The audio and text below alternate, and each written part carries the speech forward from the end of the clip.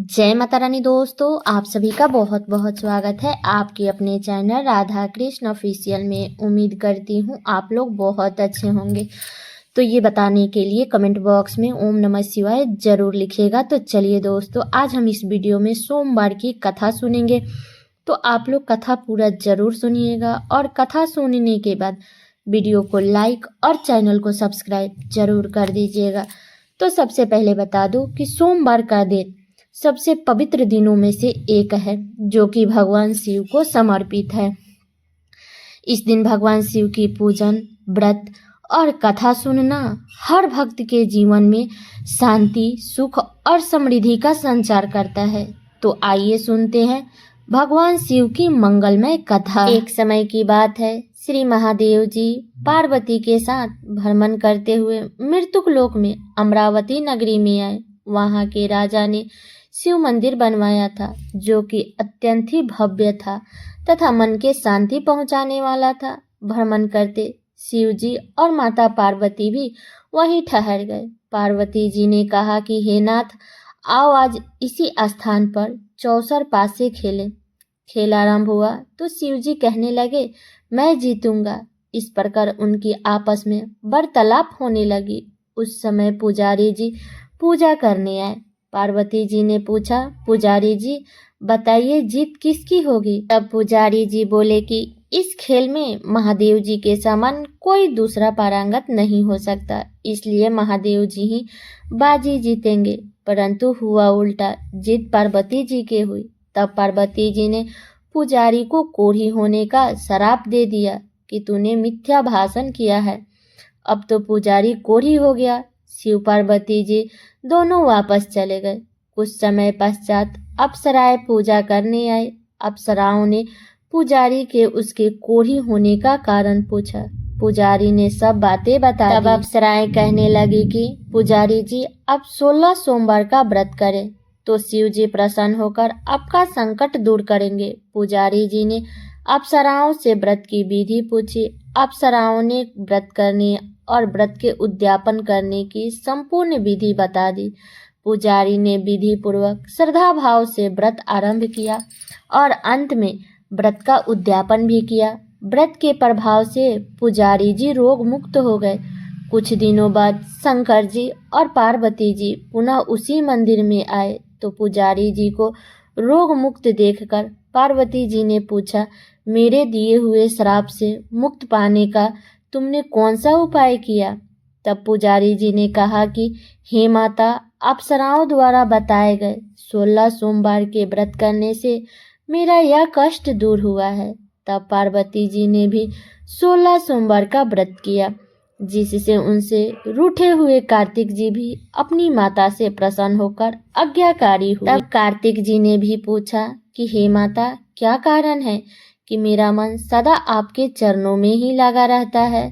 तब पार्वती जी ने कार्तिक जी को 16 सोमवार के व्रत का महात्म्य तथा विधि बताई। तब कार्तिक जी ने भी इस व्रत को किया तो उनका बिछड़ा हुआ मित्र मिल गया। अब मित्र ने भी इस व्रत को अपने विवाह होने की इच्छा से किया। फलतः वह विदेश गया। वहां के राजा की कन्या का स्वयंवर था। राजा ने प्रण किया था कि हथनी जिस व्यक्ति के गले में वरमाला डाल देगी, उसी के साथ राजकुमारी का विवाह करूंगा। यह ब्राह्मण मित्र भी स्वयंवर देखने की इच्छा से वहां एक ओर जाकर के बैठा था। हाथनी ने इस ब्राह्मण मित्र को माला पहनाई तो राजा ने बड़ी धूमधाम से अपनी राजकुमारी का विवाह उसके साथ कर दिया। तत्पश्चात दोनों सुखपूर्वक रहने लगे। एक दिन राजकन्या ने पूछा कि हे नाथ, आपने कौन सा पुण्य किया जिससे हाथनी ने आपके गले में वरमाला पहनाई? ब्राह्मण पति ने कहा कि मैंने कार्तिकेय जी द्वारा बताए अनुसार 16 सोमवार का व्रत पूर्ण विधि विधान सहित श्रद्धा भक्ति से किया, जिसके फल के कारण मुझे तुम्हारे जैसी सौभाग्यशाली पत्नी मिली। अब तो राजकन्या ने भी सत्य पुत्र प्राप्ति के लिए व्रत किया और सर्वगुण संपन्न पुत्र प्राप्त किया। बड़े होकर पुत्र ने भी राज्य प्राप्ति की कामना से 16 सोमवार का व्रत किया। तब राजा के देवलोक होने पर इसी ब्राह्मण कुमार को राजगद्दी मिली। फिर भी वह इस व्रत को करता रहा। एक दिन उसने अपनी पत्नी से पूजा सामग्री शिवालय ले चलने को कहा, परंतु उसने पूजा सामग्री अपने दासियों द्वारा भिजवा दी। जब राजा ने पूजन समाप्त किया तो आकाशवाणी हुई कि हे राजा, तुम इस पत्नी को त्याग दो, नहीं तो राजपाट से हाथ धोना पड़ेगा। प्रभु की आज्ञा मानकर उसने अपनी पत्नी को महल से निकाल दिया। तब वह अपने भाग्य को कोसती हुई एक बुढ़िया के पास गई और अपना दुखड़ा सुनाया और बुढ़िया से कहा कि मैंने पूजा सामग्री राजा के कहे अनुसार शिवालय में नहीं ले गई और राजा ने मुझे निकाल दिया। बुढ़िया ने कहा कि तुझे मेरा काम करना पड़ेगा। उसने स्वीकार कर लिया। तब बुढ़िया ने सूत की गठरी उसके सर पे रखी और बाजार भेज दिया। रास्ते में आंधी आई तो सिर पर रखी गठरी उड़ गई। बुढ़िया ने डांटकर उसे भगा दिया। अब रानी ने बुढ़िया के यहाँ से चलते चलते एक आश्रम में पहुंची। गोसाई जी उसे देखते ही समझ गए कि यह उच्च घराने की अबला विपत्ति की मारी है। वह उसे धैर्य बंधाते हुए बोले कि बेटी, तू मेरे आश्रम में रह, किसी प्रकार की चिंता मत कर। रानी आश्रम में रहने लगी, परंतु जिस वस्तु को वो हाथ लगाती वह वस्तु खराब हो जाती।